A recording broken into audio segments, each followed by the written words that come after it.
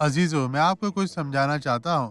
یرمیہ کی کتاب باب 45 آیت 3 میں خدا اس پر ظاہر کرتا ہے کہ باروک نے اسے کیا کہا تھا، کیونکہ وہ اس کا خادم تھا، اور یہ اس طرح ہے کہ تو نے کہا مجھ پر افسوس کہ خداوند نے میرے دکھ درد پر غم بھی بڑھا دیا۔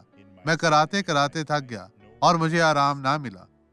تو اس سے یوں کہنا کہ خداوند فرماتا ہے، دیکھ، اس تمام ملک میں جو کچھ میں نے بنایا گرا دوں گا، اور جو کچھ میں نے لگایا اکھاڑ پھینکوں گا۔ اور کیا تو اپنے لیے امور عظیم کی تلاش میں ہے؟